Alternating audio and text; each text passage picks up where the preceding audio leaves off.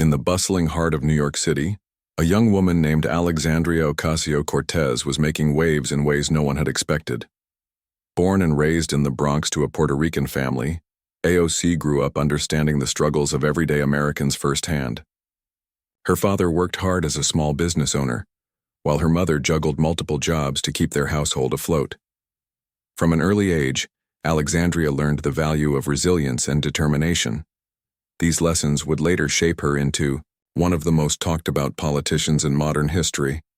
After graduating from Boston University with a degree in economics and international relations, AOC didn't immediately jump into politics. Instead, she worked as a waitress and bartender, experiencing the challenges faced by working-class people across the country. She also became deeply involved in community activism, advocating for issues like affordable housing, education reform, and climate justice. Her passion for helping others stemmed not just from her upbringing, but also from witnessing how policies shaped, or failed, people's lives. Her journey to Congress began almost accidentally. In 2018, AOC decided to run against Joseph Crowley, a longtime incumbent and powerful figure within the Democratic Party. Few gave her a chance. Crowley was well-funded, well-connected, and seen as untouchable. But AOC had something he didn't: authenticity. She knocked on doors, listened to voters' concerns, and spoke candidly about the need for change. Her message resonated strongly with younger generations and marginalized communities who felt left behind by traditional politics. Against all odds, she won the primary election, shocking both her supporters and detractors alike. Once in office, AOC wasted no time shaking things up. As one of the youngest members of Congress, she quickly established herself as a fierce advocate for progressive policies. She introduced the Green New Deal, a bold proposal aimed at tackling climate change while creating millions of jobs. She championed Medicare for all, arguing that healthcare should be a right, not a privilege. And she consistently used her platform to amplify voices often ignored in Washington, from immigrants and minorities to low-income families struggling to make ends meet. But with great visibility came great opposition. Not everyone appreciated AOC's unapologetic style or her willingness to challenge the status quo. Critics accused her of being too radical, too inexperienced, or too idealistic. Among her loudest opponents was none other than former President Donald Trump. Known for his sharp tongue and knack for dominating headlines, Trump saw AOC as a threat, not necessarily because of her policies, but because of what she represented. To him, she embodied everything wrong with the New Left: youth, diversity, and a vision for America that clashed sharply with his own. Trump frequently targeted AOC on social media, mocking her ideas and questioning her intelligence. He dismissed her proposals as impractical and claimed she lacked the knowledge to lead effectively. Yet, despite his attempts to undermine her, AOC refused to back down. If anything, his attacks only seemed to strengthen her resolve. She fired back with wit and wisdom, turning his insults into opportunities to educate the public about the very issues he sought to dismiss. For many, this back and forth between Trump and AOC became emblematic of the larger cultural and political divide gripping the nation. Still, there was no denying the toll such constant scrutiny took on her. Behind the confident speeches and viral moments lay a person who, like anyone else, experienced self-doubt and fatigue. The pressure to represent not just her constituents, but an entire movement weighed heavily on her shoulders. Friends and colleagues noticed how much harder she worked compared to others, how meticulously she prepared for debates and interviews. They admired her dedication but worried about the cost it might exact over time. As months turned into years, AOC's popularity soared. Supporters praised her for speaking truth to power and for refusing to compromise her values, even when it meant standing alone. At rallies, people chanted her name like a rallying cry. On social media, memes featuring her iconic phrases went viral, spreading her influence far beyond Capitol Hill. Young activists looked up to her as a role model, someone who proved that ordinary individuals could effect extraordinary change. Yet, for all her successes, AOC knew better than anyone that the road ahead wouldn't be easy. Politics is rarely kind, especially to those who dare to dream big. Every victory came with its share of setbacks, every step forward accompanied by 2 steps back. Still, she pressed on, driven by a belief that the fight for justice was worth whatever sacrifices it demanded. Little did she know, however, that her greatest test was yet to come. The man who had spent years criticizing her from afar was about to escalate his attacks in a way that would shake her to her core and force her to confront fears she hadn't fully acknowledged. What happened next would not only define her career but also serve as a defining moment for the nation itself. The tension between Alexandria Ocasio-Cortez and Donald Trump had always been palpable, but no one could have predicted the storm that was about to break. It all began on a humid summer evening in Florida, where Trump was holding one of his trademark SAO rallies. The arena buzzed with energy as thousands of supporters gathered to hear their former president speak.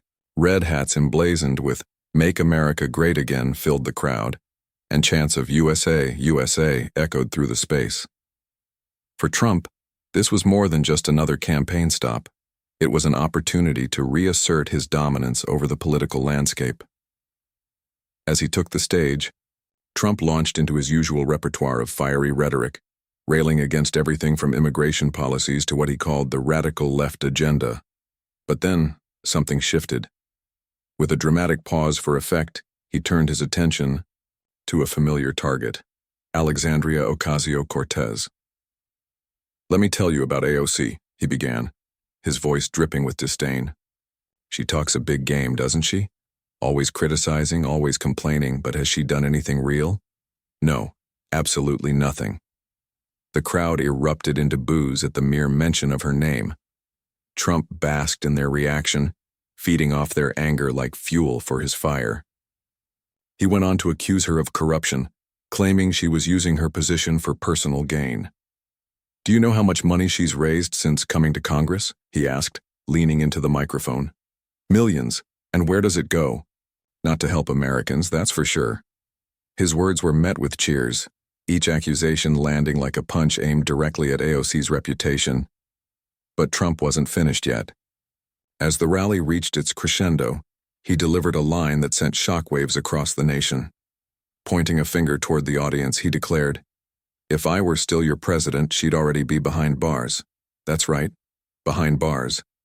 You can't attack this country and expect to get away with it." The crowd roared in approval, some even chanting, "Lock her up! Lock her up!" The phrase, once reserved for Hillary Clinton during Trump's 2016 campaign, now found a new target in AOC. Within minutes, videos of Trump's speech flooded social media platforms. News outlets picked up the story almost instantly, dissecting every word he said. Was this just typical political posturing, or did Trump genuinely believe he could follow through on such a threat? Legal experts weighed in, explaining that while presidents don't have the power to imprison opponents arbitrarily, the rhetoric itself carried weight. By framing AOC as a criminal, Trump was attempting to delegitimize her entirely, and many feared the consequences could extend far beyond her. For AOC, the impact was immediate and visceral. She had faced criticism before, of course, but this felt different. This wasn't just a critique of her policies.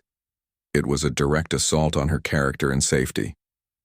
Friends and colleagues noticed a change in her demeanor the next day.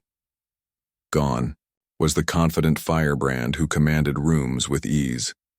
In her place stood someone visibly shaken, struggling to process the gravity of what had happened. During a press conference held later that week, cameras captured a rare moment of vulnerability.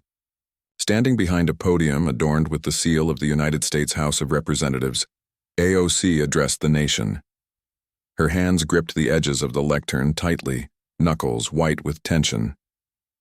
"I've dedicated my life to serving this country," she began, her voice wavering slightly, "to fighting for families like mine, for communities that deserve better. And yet here we are, watching our democracy erode before our eyes." Her emotion spilled over as she continued. "When someone in power threatens to jail their political opponents, we should all be alarmed. This isn't normal. This isn't okay. We cannot allow fear to silence us." Tears welled up in her eyes, and for a brief moment she paused to compose herself. The room fell silent, reporters lowering their pens and cameras as they witnessed the raw humanity of a woman pushed to her limits. Predictably, Trump seized on the footage of her emotional response, sharing clips on his social media accounts with mocking captions. "Crying won't save her," he tweeted, accompanied by a laughing emoji.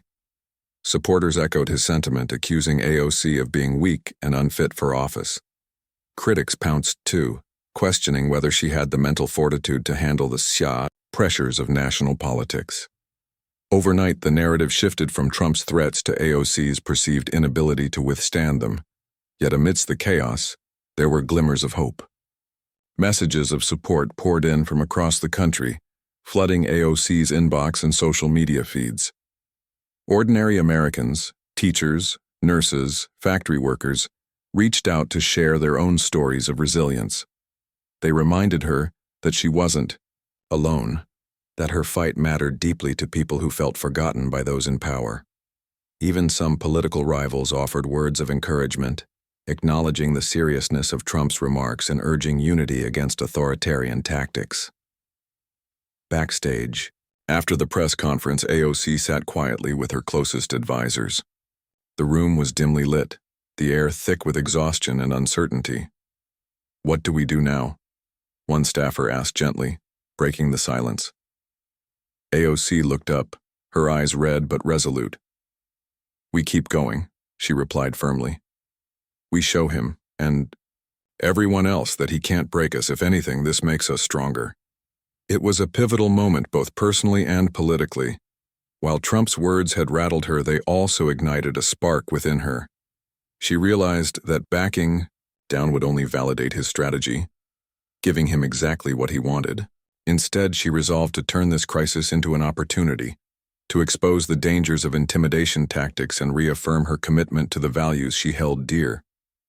Little did she know, this decision would set the stage for one of the most remarkable comebacks in recent political history. As the days unfolded, AOC began to regroup, leaning on her team and supporters for strength. She knew the road ahead wouldn't be easy, but she also understood that moments like these often define leaders. What started as a devastating blow was slowly transforming into a chance to rise above, not just for herself, but for everyone counting on her to stand firm in the face of adversity. In the days following Donald Trump's explosive threat, Alexandria Ocasio-Cortez found herself caught in a whirlwind of emotions. The weight of his words lingered like a shadow, casting doubt over her confidence and testing her resolve. For someone who had always prided herself on being fearless, the experience was humbling and deeply unsettling. Behind closed doors, away from the cameras and microphones, AOC allowed herself to confront the vulnerability she had so carefully hidden from the public eye. Her apartment, usually a sanctuary filled with books, plants, and reminders of her roots, now felt suffocating. She paced back and forth, replaying Trump's rally speech in her mind. "Behind bars," he had said, as if casually discussing the weather. Those 3 words haunted her, not because she believed they were realistic, but because they represented something far more sinister. An attempt to silence dissent through fear. It wasn't just about her, it was about sending a message to anyone who dared challenge those in power. And for the first time since stepping into politics, AOC wondered whether she was strong enough to withstand such a relentless assault. Her phone buzzed incessantly, lighting up with messages from friends, colleagues, and strangers alike. Some offered encouragement, reminding her of the impact she'd already made. Others shared stories of their own struggles, hoping to remind her that she wasn't alone. But there were also harsher voices, critics mocking her emotional response, at the press conference labeling her weak or unfit for office. Reading these comments felt like a punch to the gut, leaving her questioning whether she truly belonged in the high-stakes world of national politics. It was during one particularly low moment that AOC received a call from her mother. She hadn't spoken to her much since the controversy erupted, too embarrassed to admit how deeply affected she was. "Misha," her mother said softly when AOC answered, "You're not doing this alone. Remember why you started." Her voice carried the warmth and wisdom that only a parent could provide. They talked for hours, revisiting memories of their family's struggles, the financial hardships, the sacrifices, the unshakable belief that things could get better.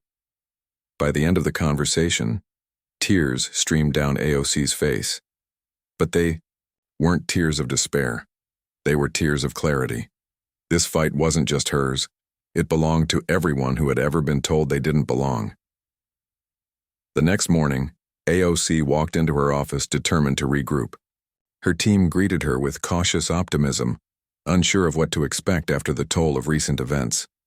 She called them into the conference room, where papers and laptops cluttered the table, evidence of the work they had temporarily set aside. "Listen," she began, looking each person in the eye. "I won't lie, I've been shaken. But I refuse to let fear dictate my actions. We have a job to do, and we're going to do it better than ever." Her words ignited a renewed sense of purpose among her staff. Together, they mapped out a plan to reclaim the narrative. Rather than letting Trump control the story, they decided to use his attack as a springboard to highlight the very issues he sought to suppress. Climate change, economic inequality, healthcare reform, these weren't radical ideas. They were urgent necessities. If Trump wanted to paint her as a villain, she would respond by doubling down on her mission to uplift the voices of ordinary Americans. Over the following days, AOC threw herself into action. She appeared on major news networks, sitting across from anchors who grilled her about everything from Trump's threats to her policy proposals. Each interview was an opportunity to turn the tables, steering conversations toward topics that mattered most. When asked about the personal toll of Trump's rhetoric, she didn't shy away from addressing it. "Yes, it hurts," she admitted, candidly. "But pain is part of growth. What matters is what we do with it." One particularly memorable exchange took place on a popular late-night talk show. The host, known for his sharp wit, opened the segment by asking, "So, what's like having the former president say you should be jailed?" The audience laughed nervously, unsure whether to take the question seriously. AOC leaned forward, smiling slightly. "Well, it's definitely a new experience," she replied, her tone light but firm. "But honestly, I think it says more about him than it does about me. People resort to intimidation when they don't have real answers." Her response earned applause, not just from the studio audience, but from viewers watching at home. Social media lit up with praise as people marveled at her ability to remain composed under pressure. Memes circulated showing AOC calmly sipping coffee while dramatic captions declared, "When life gives you lemons, make lemonade, and serve it to your critics." Even some political rivals tipped their hats, acknowledging her poise in the face of adversity. Meanwhile, AOC's supporters rallied around her with unprecedented enthusiasm. Grassroots organizations organized vigils and marches, carrying signs that read, "Stand with AOC, and no one is above accountability." Young activists inspired by her resilience launched social media campaigns to amplify her message. Hashtags like "We are with you" and "Ajur Fearless AOC" trended worldwide, uniting people from all walks of life behind a shared cause. For many, this wasn't just about defending one politician. It was about standing up against bullying and protecting the principles of democracy. Back in Congress, AOC returned to the House floor with renewed vigor. She delivered impassioned speeches, using her platform to shine a spotlight on systemic injustices. During one session, she addressed the chamber directly, speaking not just to her colleagues but to the nation.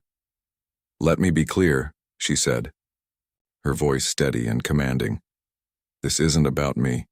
It's about every person who has ever been silenced or intimidated because they dared to speak truth to power.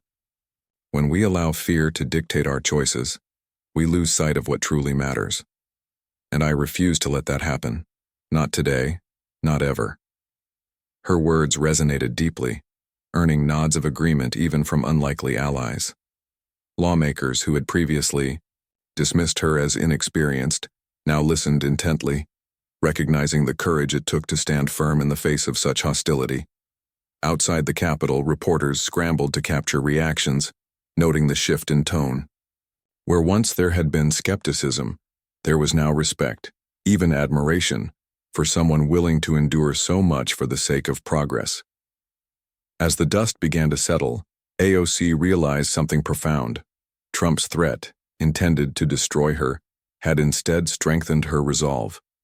Far from breaking her spirit, it forced her to dig deeper, to rediscover the reasons she entered politics in the first place. Every insult, every accusation, every attempt to undermine her only fueled her determination to fight harder, for justice, for equality, for a future where no one had to live in fear. By the time she stood before a packed crowd at a community center in Queens, AOC radiated a quiet confidence that hadn't been there before. Gone was the uncertainty, replaced by a steely resolve that electrified the room. They can try to silence us, she told the cheering audience, but they will never succeed. Because we are louder together. Because we believe in something bigger than ourselves. For AOC, this moment marked a turning point. Not just in her career, but in her understanding of leadership. She learned that strength isn't about never feeling afraid. It's about moving forward despite the fear.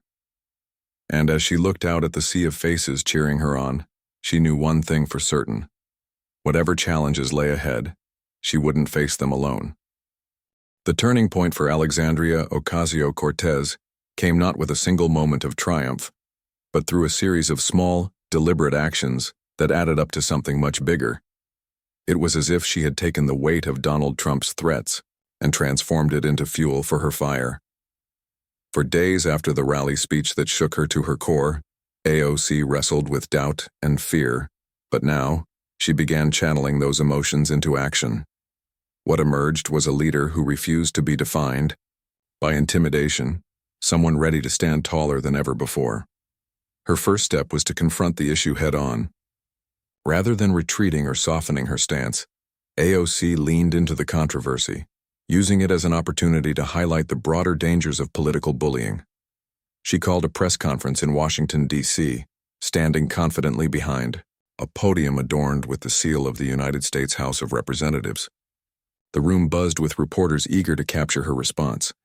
Cameras flashed as she began to speak, her voice steady and measured. "This isn't about me," she said, locking eyes with the crowd. "This is about every person in this country who has been told they don't belong because of where they come from, how much money they make, or what they believe in. When someone threatens to jail their opponents, they're not just attacking one person, they're attacking democracy itself." Her words struck a chord, resonating deeply with anyone who had ever felt powerless against forces larger than themselves. She went on to explain why such rhetoric mattered. "Imagine being a young girl watching this unfold," she continued. "What message does it send when leaders use fear to silence others? That your voice doesn't matter? That standing up for justice makes you a target? We can't let that happen. Not in America, not anywhere." Her delivery was passionate, yet controlled, striking the perfect balance between vulnerability and strength. By framing the issue as a defense of democratic principles, AOC shifted the narrative away from personal attacks and toward something universal: the importance of protecting free expression. The press conference quickly became national news, dominating headlines and sparking conversations across social media. Supporters praised her courage while critics struggled to find fault in her reasoning. Even some political rivals admitted privately that her response was masterful, a testament to her ability to rise above petty squabbles and focus on the bigger picture. For many Americans, this marked the moment AOC truly stepped into her role as a national leader, transcending party lines and ideological divides. But AOC didn't stop there. Over the next few weeks, she embarked on a whirlwind tour of town halls, community centers, and college campuses, bringing her message directly to the people.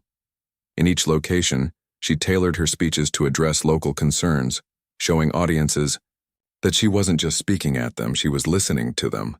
Whether discussing affordable housing in Detroit, climate resilience in Miami, or job creation in rural Ohio, she connected the dots between individual struggles and systemic issues.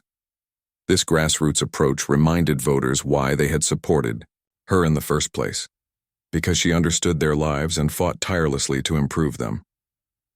One particularly powerful event took place in Flint, Michigan, a city still grappling with the aftermath of its water crisis. Standing in front of a packed auditorium, AOC spoke about environmental injustice and the need for systemic change. Flint isn't an isolated incident, she said, her voice rising with conviction. It's a symptom of a system that prioritizes profit over people, and until we fix that system, no one is safe. Not here, not anywhere. As she spoke, tears welled up in the eyes of several audience members, moved by her empathy and determination. Afterward, residents lined up to thank her, sharing stories of hardship and hope.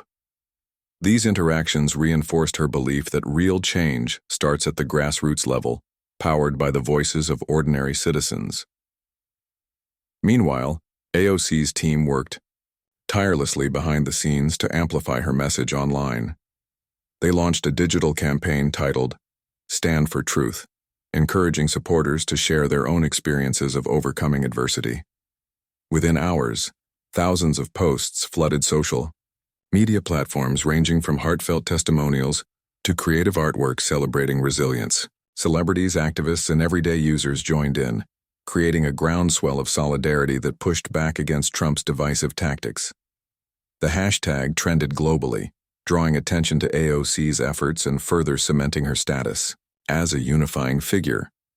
Back in Congress, AOC doubled down on her legislative agenda, introducing bills aimed at addressing some of the nation's most pressing challenges. She championed measures to expand voting rights, combat gerrymandering, and hold elected officials accountable for unethical behavior. While these proposals faced opposition from both sides of the aisle, they also garnered significant bipartisan support, proving that even in polarized times, progress was possible. During debates, AOC stood firm, refusing to back down despite intense scrutiny. Her arguments were sharp, well-researched, and delivered with a calm authority that commanded respect even from her detractors. Trump, meanwhile, grew increasingly frustrated as his attempts to discredit her faltered. Every time he attacked her on Twitter, she responded with grace and intelligence, turning his insults into opportunities to educate the public. One viral tweet read, "When they call you radical, remember, ending child poverty is radical. Providing healthcare for all is radical. Fighting for a livable planet is radical. Maybe it's time we embraced radical ideas if they lead to a better future."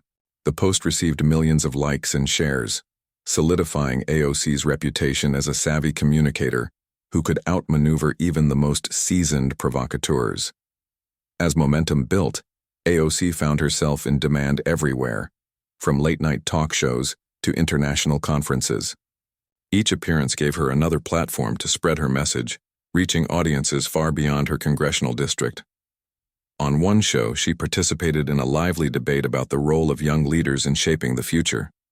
When asked whether she felt intimidated by Trump's threats, she smiled knowingly. "Intimidation only works if you let it," she replied. "I'm too busy fighting for my community to waste time worrying about what someone else thinks of me." Her growing confidence inspired others to speak out as well. Young politicians running for office cited her as a role model, crediting her resilience with giving them the courage to pursue their dreams. Community organizers credited her visibility with helping them secure funding and resources for local projects. Even longtime activists acknowledged that AOC had reignited a sense of urgency around issues like climate change and economic inequality, galvanizing a new generation of changemakers. By the end of this transformative period, AOC had not only reclaimed her narrative but expanded it. Where once she had been seen as a polarizing figure, she was now viewed as a beacon of hope, a reminder that leadership isn't about avoiding conflict, but embracing it head-on. Her journey from feeling shaken to becoming unstoppable demonstrated the power of perseverance, proving that setbacks can often pave the way for greater victories. And yet AOC knew the battle was far from over. Trump's attacks hadn't ceased entirely. If anything, they had grown more desperate. But she also knew that she had tapped into something far stronger than any insult or threat, the collective will of the people. As she looked ahead, she did so with a renewed sense of purpose, ready to face whatever challenges lay ahead. Not for herself, but for everyone counting on her to keep fighting for a better world. Donald Trump was not a man accustomed to losing. For years he had dominated headlines with his larger-than-life personality, unfiltered commentary, and ability to command attention at every turn. So when Alexandria Ocasio-Cortez began to rise, above his attacks turning what could have been a devastating blow into a rallying cry for millions, it struck a nerve. To Trump, this wasn't just about politics, it was personal. AOC's resurgence challenged the very foundation of his strategy, the idea that fear and intimidation could silence anyone who dared oppose him. At first, Trump dismissed her comeback as temporary, a fleeting moment of sympathy from overly emotional supporters. He continued to mock her on social media, posting memes and sarcastic remarks designed to undermine her credibility. "She thinks she's tough now?" he tweeted, during one particularly heated exchange. "Let's see how long that lasts." His words were accompanied by gifs of himself shrugging or laughing, a visual jab meant to belittle her efforts. But the more he attacked, the stronger AOC seemed to grow. Her responses, calm, witty, and often cutting, only fueled the public's admiration for her poise under pressure. Frustrated by his inability to knock her down, Trump escalated his rhetoric.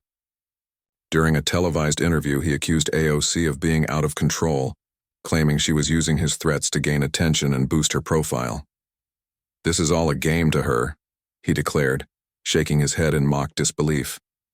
"She loves the drama, the cameras, the spotlight. But guess what? America sees right through it." The interviewer pressed him for specifics, asking whether he truly believed she posed any real threat to the country. Trump hesitated for a moment, then leaned forward with a smirk. "Oh, she's dangerous, all right. Dangerous to common sense." But the American people weren't buying it. By this point, AOC had transformed herself into something far greater than a political opponent. She had become a symbol of resilience.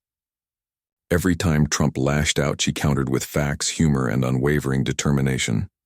On late-night talk shows, she poked fun at his antics, earning laughs while reinforcing her message. "You know, when someone calls you dangerous, it's usually a good sign," she quipped during one appearance. "It means you're doing something right." Her ability to disarm critics with charm and intelligence made it increasingly difficult for Trump to land punches. The tide began to shift noticeably when AOC announced a nationwide tour aimed at engaging voters directly. Dubbed the People's Progress Tour, the initiative brought her face-to-face with communities across the country, from small towns in the Midwest to urban centers on the coasts. At each stop, she focused on local issues, tying them back to broader systemic problems like economic inequality, climate change, and healthcare access. In Iowa, she visited farmers struggling with rising costs and unpredictable weather patterns, emphasizing the need for sustainable agricultural practices. In Texas, she met with undocumented immigrants fighting deportation, vowing to protect their rights and dignity. Trump watched these developments unfold with growing unease.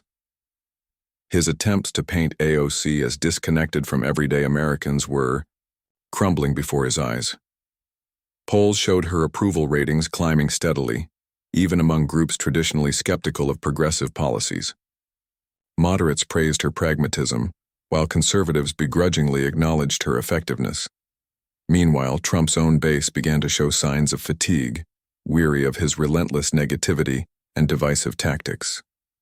For the first time in years, cracks appeared in his armor. Desperate to regain control, Trump launched a new line of attack focusing on AOC's Green New Deal. He ridiculed the proposal as impractical and expensive, dismissing it as a fantasy dreamed up by radical leftists. During a rally in Arizona, he held up a cartoonish poster depicting wind turbines catching fire and solar panels melting in the sun. "This is their plan for America," he shouted, pointing dramatically at the image. "No jobs, no energy, no future." The crowd erupted in cheers, but outside the arena, reactions were mixed. Many attendees admitted privately that they found the presentation misleading, if not outright ridiculous. AOC seized the opportunity to flip the narrative once again. Appearing on a popular morning news program, she calmly dismantled Trump's claims, explaining the science behind renewable energy and its potential to create millions of jobs. "When someone tells you the sky is falling, ask yourself, who benefits from keeping us afraid?" she said, smiling slightly. "Because I can tell you this, the fossil fuel executives aren't worried about saving the planet. They're worried about saving their profits. Her response resonated deeply, prompting widespread discussions about corporate influence in politics and the urgent need for environmental reform. As the weeks went by, Trump's frustration boiled over. He began targeting AOC's allies, accusing them of conspiring against him and labeling them enemies of the state. Yet rather than isolating her, these attacks only strengthened her coalition. Progressive lawmakers rallied around her, pledging solidarity and support. Even moderate Democrats, wary of aligning too closely with the left wing of the party, found themselves drawn to her inclusive approach. Together, they formed a united front, pushing back against Trump's divisiveness with a vision of unity and progress. One of the most pivotal moments came during a congressional hearing where AOC confronted a senior Republican lawmaker about his ties to big oil companies.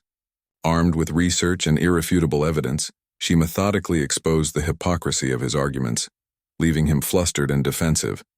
Video clips of the exchange went viral, showcasing her sharp intellect and fearless demeanor.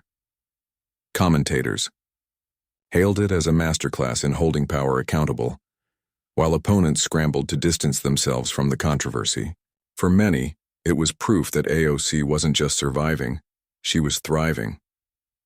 By the time Trump realized the futility of his efforts, it was too late. AOC had turned his attacks into opportunities, leveraging them to build a movement rooted in hope, justice, and collective action. She had proven that true leadership isn't about avoiding conflict but embracing it, using adversity as a catalyst for growth. And though Trump continued to lash out, his words carried less weight with each passing day. What had started as an attempt to intimidate had instead galvanized a nation, reminding everyone that courage, not fear, is the cornerstone of democracy. In the end, AOC didn't just survive Trump's threats, she triumphed over them. Where others might have crumbled, she stood firm, refusing to let intimidation define her legacy. Her journey served as a powerful reminder that no matter how daunting the challenge, standing up for what is right will always inspire others to do the same. And as she looked toward the future, she did so with confidence, knowing that she had not only reclaimed her voice but amplified it, for herself, for her community, and for generations to come. By the time the dust settled, Alexandria Ocasio-Cortez had emerged not just unscathed but stronger than ever. What began as a personal attack from Donald Trump, a threat meant to intimidate and silence her, had transformed into a defining chapter in her career. It wasn't just about surviving, it was about thriving, about turning adversity into opportunity and fear into fuel for change. AOC's journey through this storm proved that true leadership isn't measured by avoiding challenges, but by rising above them with grace, courage, and purpose. Her resurgence became impossible to ignore. Polls showed her approval ratings climbing steadily, even among demographics who had previously been skeptical of her progressive ideals. Moderates praised her ability to connect with everyday Americans, while younger voters saw her as a role model, a fearless advocate willing to take on powerful adversaries without losing sight of her values. Even some Republicans grudgingly admitted that she was more formidable than they had anticipated, acknowledging her skill at framing complex issues in ways that resonated widely. The impact extended far beyond Capitol Hill. Across the country, grassroots movements inspired by AOC gained momentum, fueled by her example of resilience. Activists organizing around climate justice, racial equity, and economic reform pointed to her as proof that standing up to entrenched power structures could yield real results. In cities like Detroit, Chicago, and Los Angeles, community leaders credited her visibility with helping secure funding and resources for local projects. Young politicians running for office cited her as their inspiration, crediting her determination with giving them the confidence to pursue their dreams, despite overwhelming odds.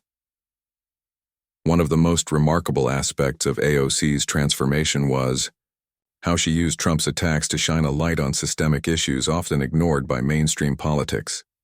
When he accused her of corruption, she responded by advocating for campaign finance reform, pointing out how money influenced lawmakers' decisions.